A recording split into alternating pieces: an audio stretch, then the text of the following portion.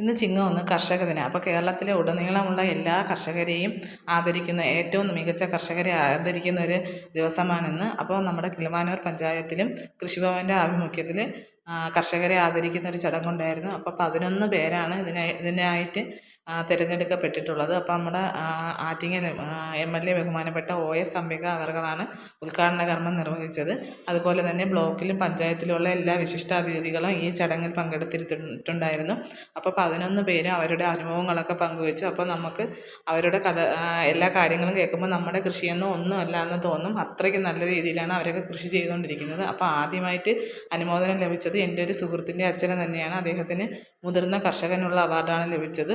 പ്രശസ്തി പത്രവും ഫലകവും അതുകൂടാതെ ഒരു സ്പ്രേയർ സമ്മാനം, പിന്നെ ഒരു ഫലവൃക്ഷത്തൈ, ഇതൊക്കെയാണ് സമ്മാനമായി കൊടുത്തത്.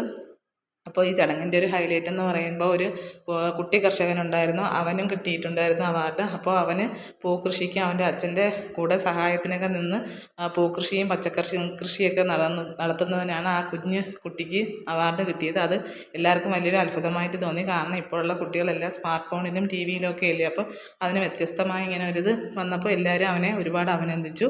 അപ്പോൾ 11 പേരെയും ഇതുപോലെ അഭിനന്ദിക്കുകയുണ്ടായിരുന്നു. അതുപോലെ തന്നെ നമ്മുടെ OS അംബിക മാഡത്തിന് നമ്മൾ കൃഷിഭവൻ്റെ ആഭിമുഖ്യത്തിൽ പച്ചക്കറിയും തൈകളും ഒക്കെ വിതരണം ചെയ്തു. അതുപോലെ തന്നെ കുട്ടികളുടെ കലാപരിപാടികളൊക്കെ ഉണ്ടായിരുന്നു. ചിങ്ങം 1 ഒരു നല്ലൊരു സദ്യ കഴിക്കാൻ പറ്റി. കൃഷിഭവൻ്റെ ആഭിമുഖ്യത്തിൽ നല്ലൊരു സദ്യ ഉണ്ടായിരുന്നു.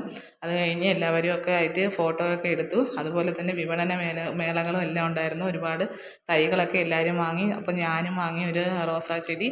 അപ്പോൾ ഇന്ന് ഇത്രയൊക്കെയുള്ള വിശേഷം. അപ്പോൾ ഈ വീഡിയോ ഇഷ്ടപ്പെട്ടാൽ എല്ലാവരും സബ്സ്ക്രൈബ് ചെയ്ത് സപ്പോർട്ട് ചെയ്യാൻ മറക്കല്ലേ. അപ്പോൾ എല്ലാവർക്കും ടാറ്റ.